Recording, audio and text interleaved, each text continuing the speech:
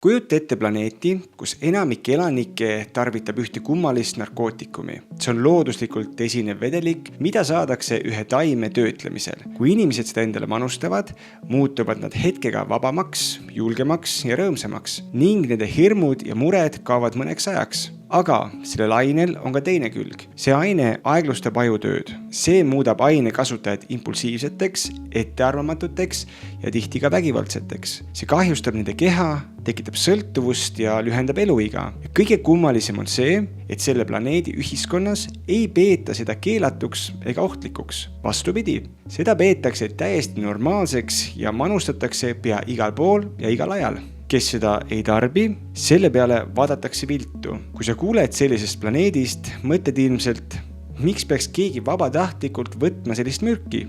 Kõlab nagu ulmefilm. See lugu ei ole tegelikult ulme. Ma räägin meie planeedist. Ma räägin meist ja selle narkootikumi nimi on alkohol. Meie kultuuris on alkohol norm. See on nii sügavalt sisse kirjutatud, et kui ütled ma ei joo, siis küsitakse kohe, mis sul viga on?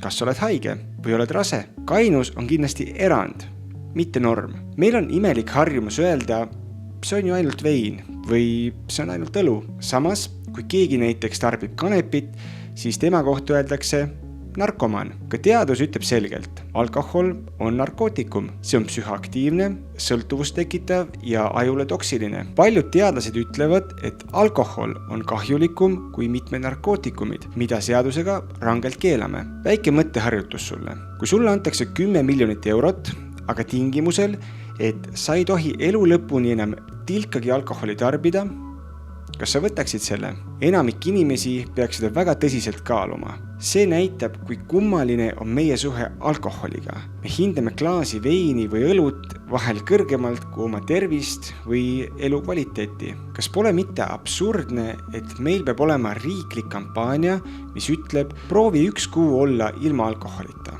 See on naljakas ja kurb samaaegselt. See näitab, kui sügavalt sõltuvus on kultuuri sisse ennast põiminud. See on sisuliselt sama, kui teha kampaania septembris ära tarvita kokaiini. Meile meeldib arvata, et venelased või soomlased joovad rohkem. Tegelikkuses oleme uuringute kohaselt samal tasemel või isegi kõrgemal. Samas see, et me teistega võrdleme, ei muuda fakti. Me oleme joomiskultuuriga ühiskond. Millised on tüüpilised vabandused seoses alkoholi tarbimisega? Number 1. Aga punane vein on ju tervisele kasulik. Ei ole. Selles on küll kasulikke aineid, aga need ei tühista alkoholi kahju.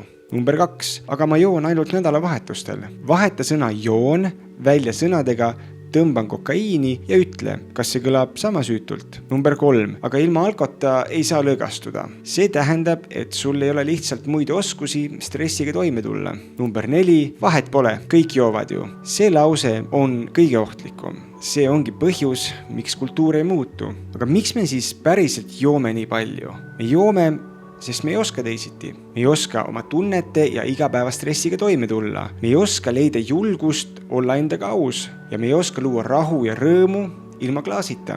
Alkohol on nagu valuvaigisti, mis võtab ajutiselt küll valu, aga ta ei adresseeri küsimust, miks valu üldse tekib. Huvitav on see, et samal ajal, kui meie siin Eestis peame endiselt alkoholi kultuurinormiks, liigub läänemaailm tasapisi teises suunas. Ameerikas näitavad uuringud, et alkoholi tarvitajate osakaal on langenud rekordiliselt madalale.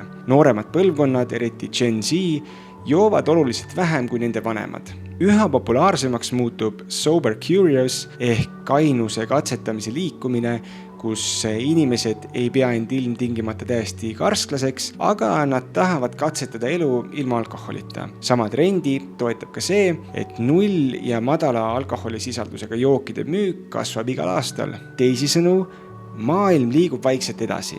Alkoholi ei nähta enam normaalse igapäeva osana, vaid pigem kui vana harjumust, millest võiks hakata lahti laskma. See on märk, et muutus on võimalik ka meil. Küsimus on vaid selles, kas me jääme vanade harjumuste lõksu või astume sammu edasi. Kui sa tahad päriselt muuta oma suhet alkoholiga, pead vaatama sügavamale. Kas sul on sõpru, kellega saab olla ka kainelt? Kui ei, võib-olla on aeg leida uued sõbrad. Kas sul on töö, mis pakub sulle rahuldust? Kui ei, Võib-olla on aeg otsida midagi, mis päriselt sulle meeldib ja sobib. Kas sinu suhted on terved või peidad sa lahendamata pinged klaasi taha? Kas sul on oskusi stressiga toime tulla? Liikumine, sport, meditatsioon, hingamine, emotsioonide reguleerimine ja nii edasi. Küsimus ei ole joomises. See on küsimus, kuidas me tahame elada. Kas me tahame olla rahvas, kes ei oska ilma alkoholita või rahvas, kes leiab paremad viisid lõõgastuda, olla rahulolev ja elada õnnelikult. Valik on meie käes ja see valik on palju olulisem kui üks klaas.